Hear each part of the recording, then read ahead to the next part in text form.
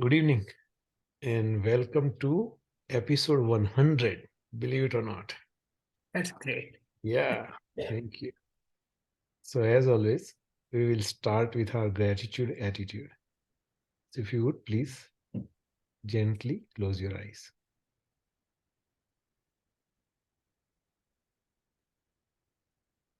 Take a deep breath. As you exhale, relax your body.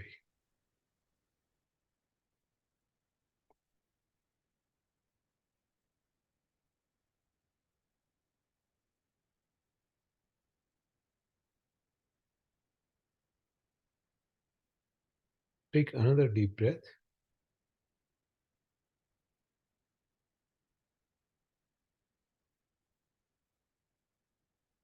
As you exhale, feel all your stress melt away.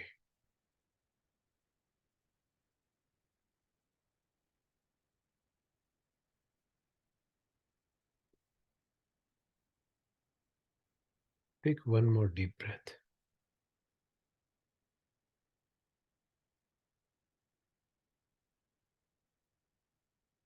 This time, completely let yourself go.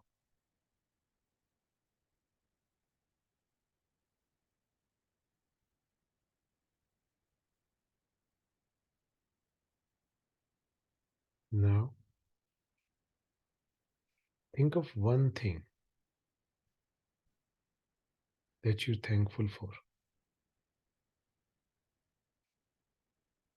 that happened in the past week.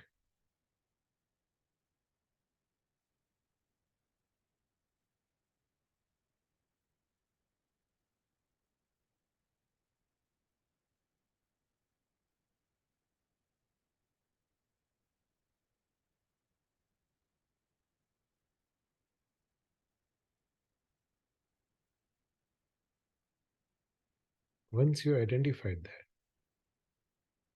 think about why you are thankful.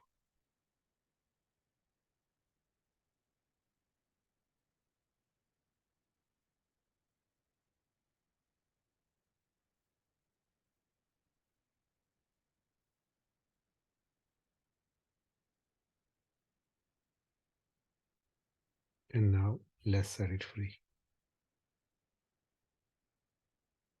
If you're by yourself, say it out loud what you are thankful for and why. If you are with someone, tell it to each other.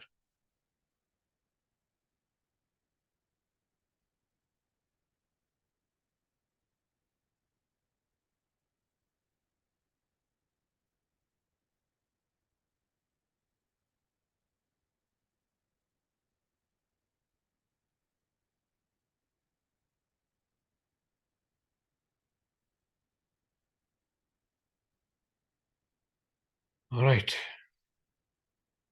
So we've been discussing emptiness for the past few weeks. We looked at the emptiness of phenomena, emptiness of body, emptiness of mind. So it's natural to progress and today look at emptiness of I. The I which we cling to all day long. Does it really inherently exist? So we're going to do that. We're going to look at that. For us to look for something, we must know what it is that we are looking for, right? If you say, hey, I lost my key, can you help me find it? First thing I have to ask you is, what does it look like, right? So, what would we be looking for? We talked about this during emptiness of body. That try to get a mental picture of yourself where you are full of ego. Usually what happens is when you at your proudest, the ego flares up, right? And that's where your attachment to yourself is strongest. Other time when that attachment is strongest is when you are full of fear. Is when you're afraid, right? It's that flight or fight response where you are attached to yourself because you don't want to see yourself hurt. So that time also our attachment is strongest. So either of those we can imagine as to what we looked like, our face, how was our face, how was our expression, what was our feeling, and whatnot. Some people actually, when they are fearful, they get physical reaction in their body. Hives show up. I've seen stress coming up in people's skin. So just, when we do this meditation, we're going to try to figure out what it is that we are looking for. So make sure during that time you identify what you think is inherently existing I, right? Once we do that, we, we can go look for it. Now, for our I to inherently exist, there are only four possibilities. One, we can find it in our body. Two, we can find it in our mind. Three, we can find it in a combination of our body and mind. And four, we can find it outside of our body and mind. There are the only four natural possibilities, right? There's no other fifth possibilities outside of that. So once we come to that conclusion, let's go find first, is our I our body? The easiest thing for me is when I think about that is, okay, let's say for whatever reason, I lost a part of my leg. I lost one of my legs, let's say, or both of my legs for that matter. Would I still cling to myself like I'm used to? In a sense that would I still be proud at that moment I was thinking about or fearful at the moment? And the answer is yes.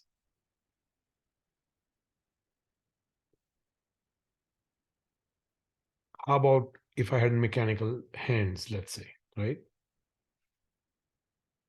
The answer is still yes. That means that my limbs are not my I. If you take my limbs out, I'm still clinging to the same things I used to cling to. Other part of bodies are organs, right? The science tells us that every one of our organ is transplantable.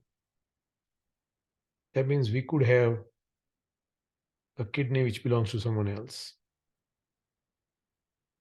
a heart which belongs to someone else, not even human beings. Sometimes, science is progress now where they are implanting animal organs in human beings now, right? They're testing those things. So if my organs are replaced by someone with someone else's organs, let's say, I still go on doing the same things. That means my organs are not my I.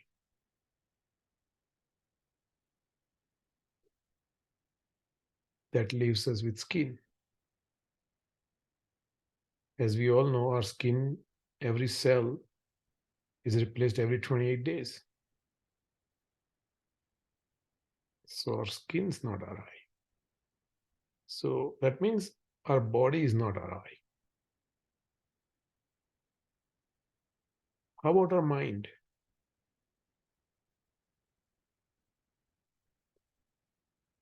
For our mind to inherently exist, it has to be as solid as it comes, right? But we all know that our feelings are fleeting, right? One time we are happy, next moment we are sad. And if we believe in karma, we know that our soul or our mind goes from life to life to life. And let's say in previous life, we were a dog. That's not who we identify as. Like we identify as this person, not someone who used to be in the previous life.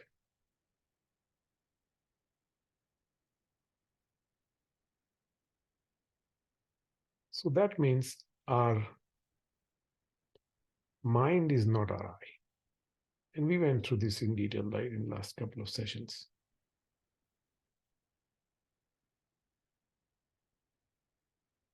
So our body is not our I, our mind is not our I. So third possibility is combination of our body and mind.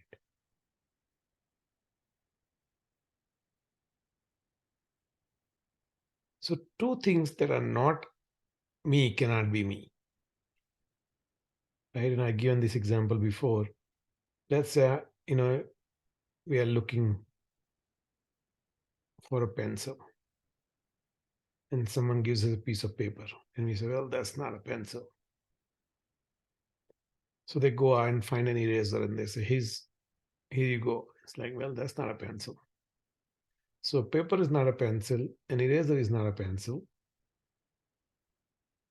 How about they give you both? Say, here, paper and eraser. That's not going to make it a pencil, right? Two things that are not pencil cannot become pencil. That means two things that are not I cannot become I. So combination of our body and mind cannot be our I.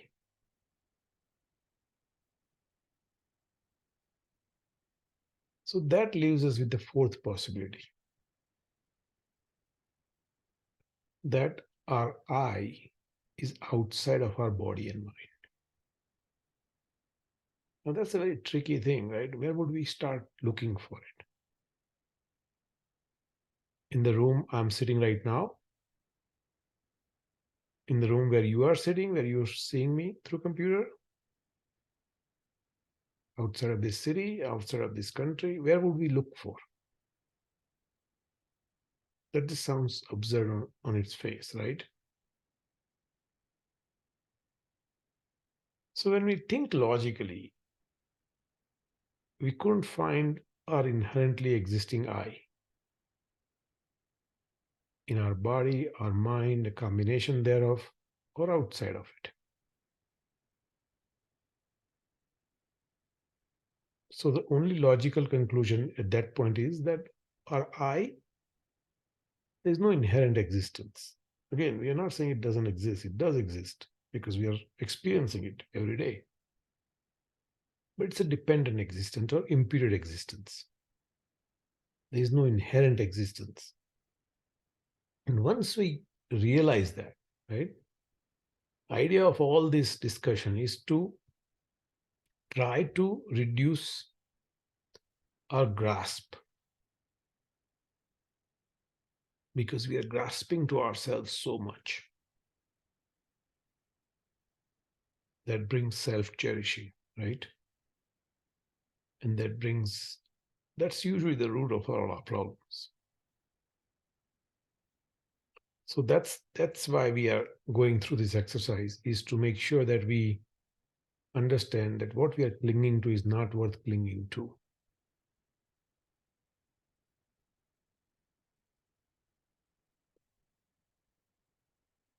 This grasping is what our ego is.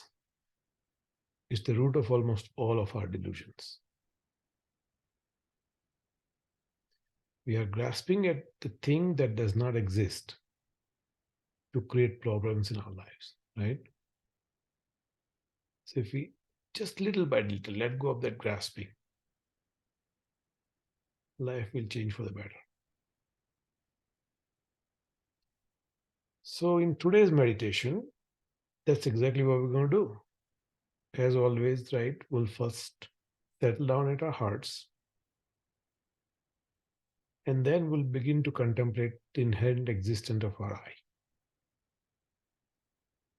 We'll first identify the object of negation, meaning what it is that we are looking for, what is that we strongly grasp, and then we will go look for it just like we talked about. And once we conclude that there is no inherently existing I, we'll meditate on that.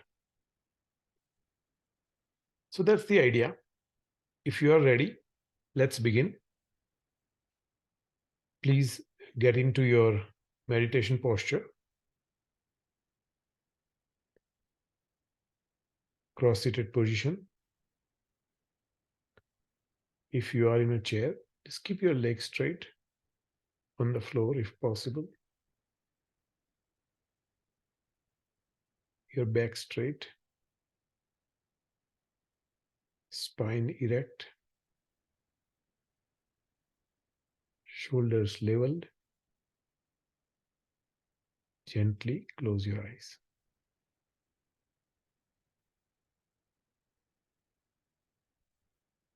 Keep your mouth just a little bit open. That way, any stress you may have accumulated will dissipate.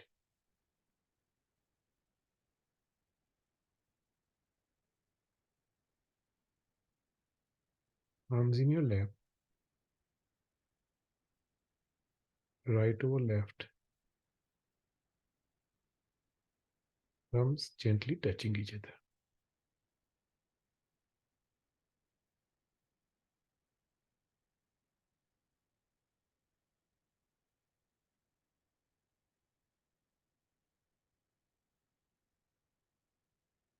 Now, take a deep breath.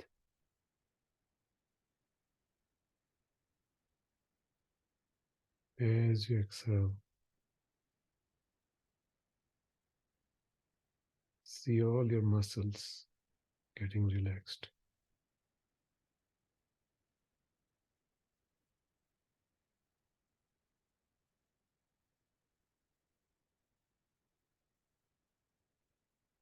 Take another deep breath.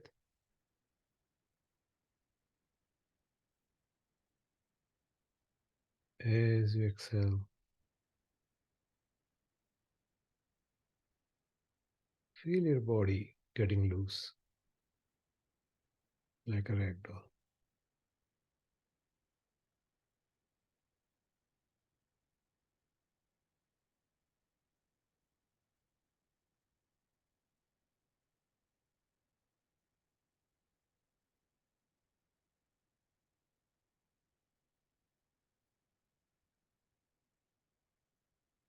Now, bring your attention to the sensation of your breath at your nostrils.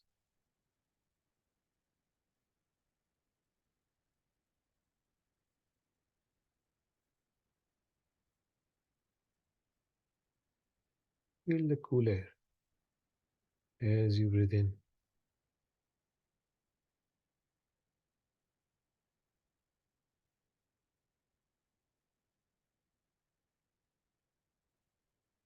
Feel slightly warmer air as you breathe out.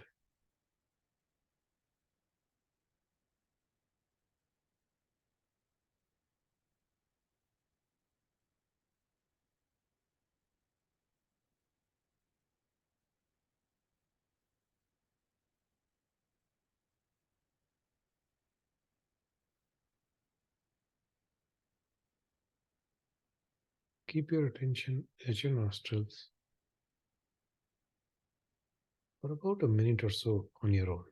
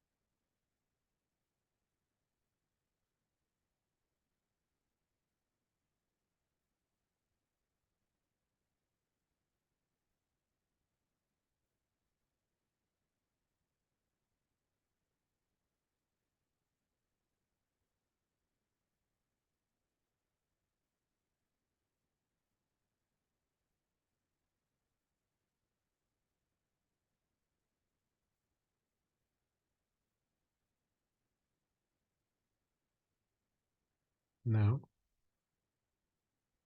bring your attention at your heart.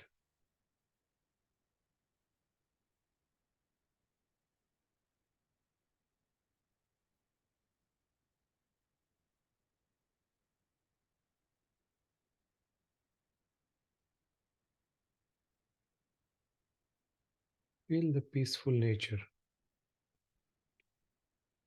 of your root mind at your heart.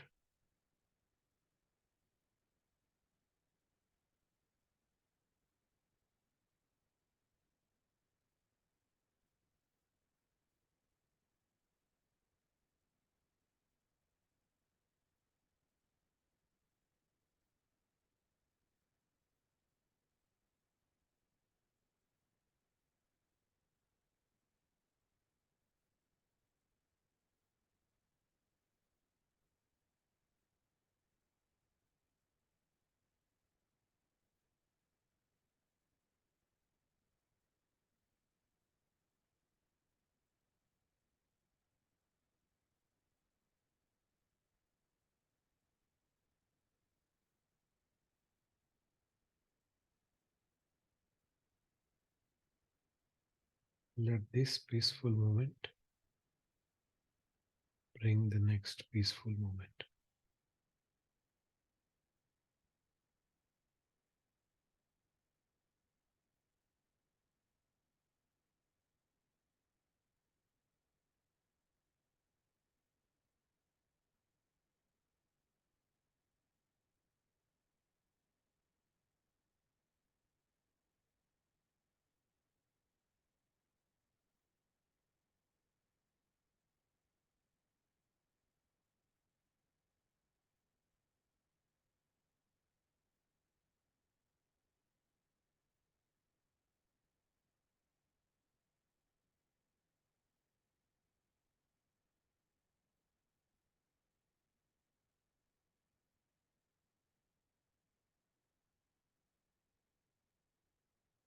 Remember, there's nothing to do, nowhere to go.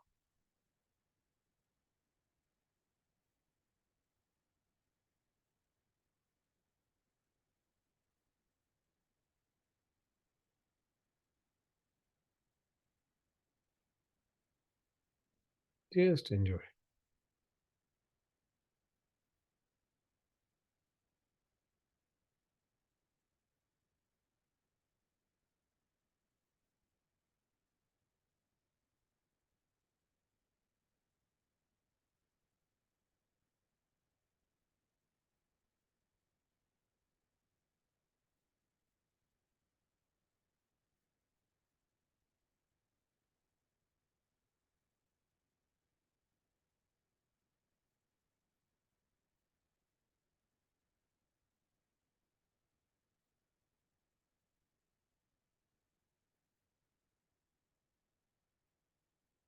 Now,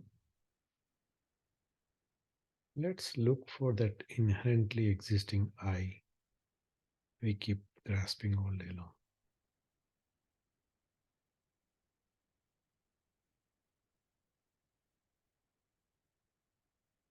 So visualize yourself at your most proud moment or most fearful moment or most sad moment.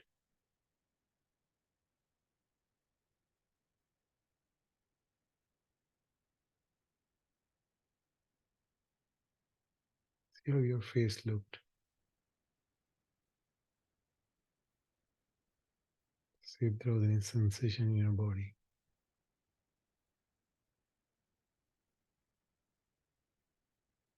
Your expression.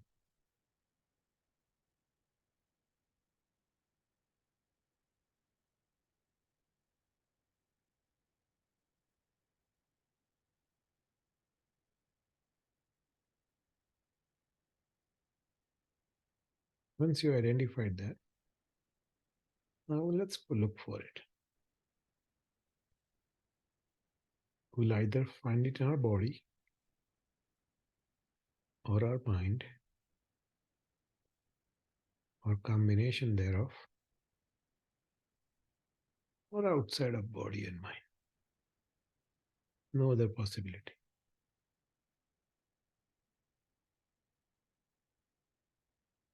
So can we find it in our body?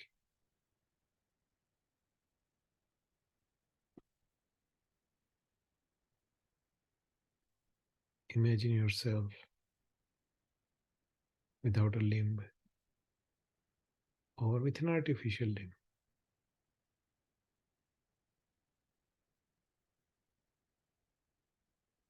Would you still cling to that eye?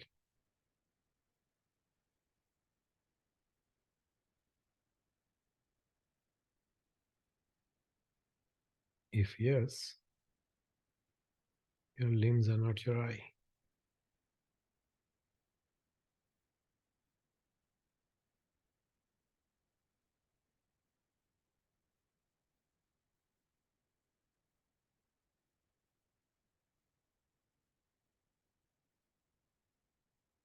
Would you cling to yourself if one of your organ came from some other human being?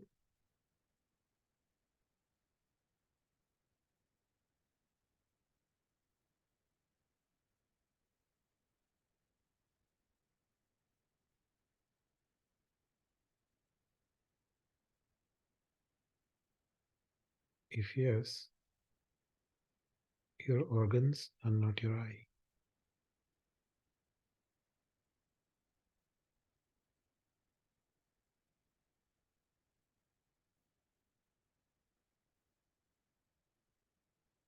How could you cling to your skin when you know it replaces every 28 days?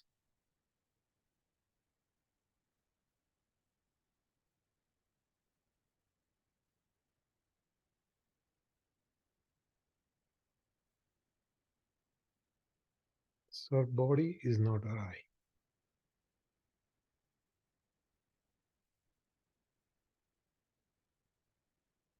Let's see if we can find it in our mind.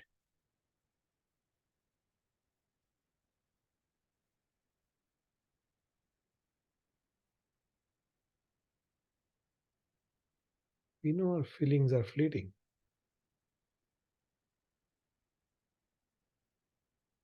One moment we are happy,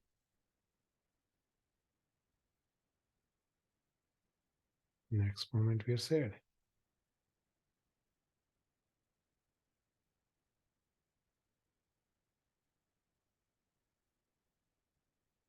If our mind was inherently existing,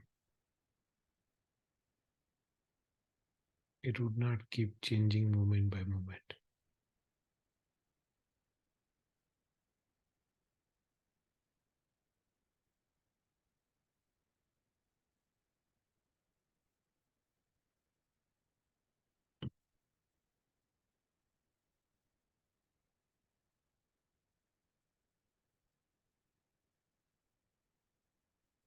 So our mind is not I.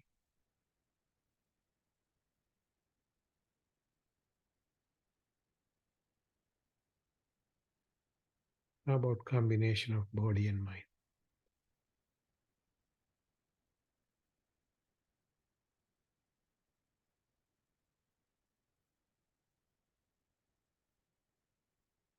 We know that two things that are not me cannot be me.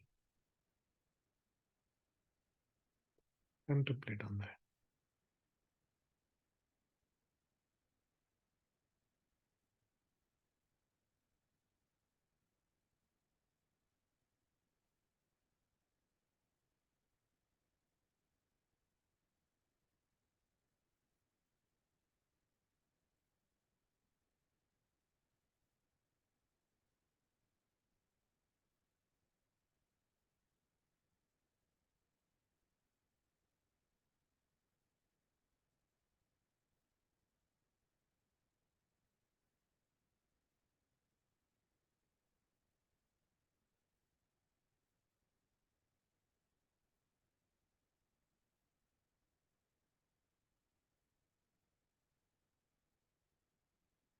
How about outside of our body and mind?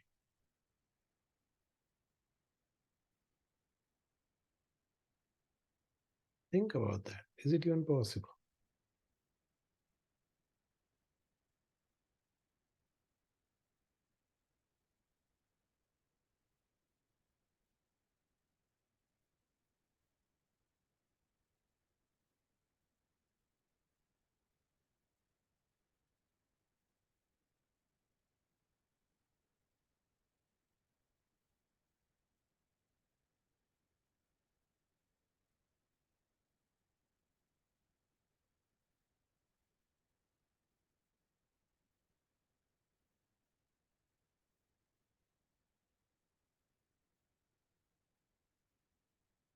So we could not find the inherently existing I that we cling so much all day long.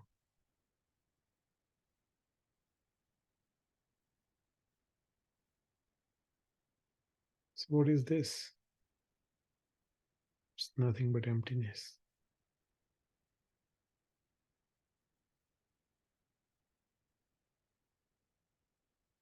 Let's meditate on that for about a minute or so.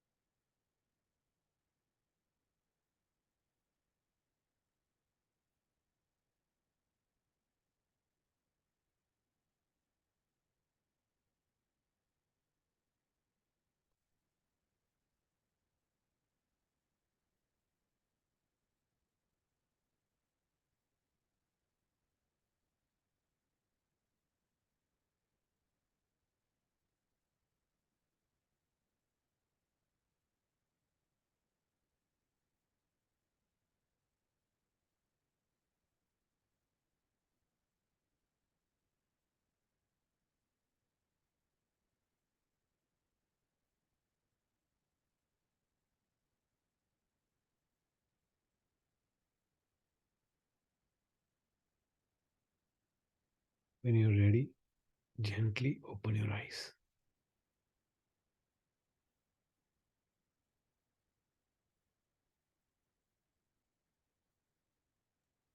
Any questions? Questions, but we got to recognize this 100th episode today. Yeah. Yeah, it was nice. It's been 3 years almost, I guess. Yeah. Yeah. Very close to it. Yeah. Oh, Yeah. thank you. No longer an experiment. That's right. That is correct. Thank you. Any questions? Niro, I have a question. Please. You always have a question. Yes, I always That's have a good. question. That's what flushes out my ideas too, right? So, You mentioned that body is not I, mind is not I, right, and that's why the combination is not I. right. Now, let me give you another example. Okay, You take a seed. Seed is not a plant. You take a soil, it is not a plant. You right, take a water, it is not plant. You take right, a sunlight, it is not plant. You take right, oxygen, it is not plant. right, But when you combine all these things, you get a plant. right. So, So, combining doesn't get a plant. Certain conditions has to come together to become a plant, right? If you put it in the sunlight, but if there's a high wind, it won't become a plant, right? So, for seed to become plant, certain conditions have to come together for it to become a plant. Okay, and plant itself is an imputed existence, right? It's a plant because we call it a plant. If you think about it, plant does not exist from its own side either. What is a plant? Plant has what? Some leaves, some fruit, right? If you take a fruit out, is it still a plant? You say, yeah, probably it is. If you take all the leaves out, it's still a plant, right? So, what makes it a plant? It's a plant because we're calling it a plant. Again, it exists, but not inherently exists. Same thing about our eye. It exists, but no inherent existence, meaning that it has a dependent existence or an imputed existence. Or is it, you call it as a defined existence because I call it a plant or somebody can call it something else? Exactly. If nobody taught us these things, right, that this is plant, we won't call it plant, we'll call it something else, right? So that makes it an imputed existence, right? Other way to look at is dependent existence, meaning that it depends on, so that plant does not exist for someone who does not have their senses, 5 senses. Think about that. For someone, in their experience, that plant doesn't exist. Right? If you have a plant in your room, and someone who cannot smell, who's blind, right, won't know there's a plant in that room. Right? So it is our own world, if you will, we are creating in our mind through our senses. I differ a little bit on the person without a sense, like person without a smell. Mm-hmm. But his or her other senses are more powerful. And many times they say that even though I cannot see, but I can feel. I can feel, right? Or And that's I because can smell. right. So like Or you I said, can they hear have other something. senses, right? But my point is that if you take all of their senses out, see, the whole world we create is created by our senses. Without our senses, it's not in our experience. If you take all of their senses out, right? If they can't smell, if they can't hear, if they can't see, right? Because of these senses is how we are experiencing what we are experiencing. So it's happening in our mind. Whatever it's out there, it's in here.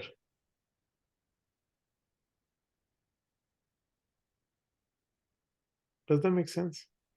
No? Let's see. Okay. It's not that easy. When do you come back next Tuesday? Huh? What time I do you come back on Tuesday. What time? Morning.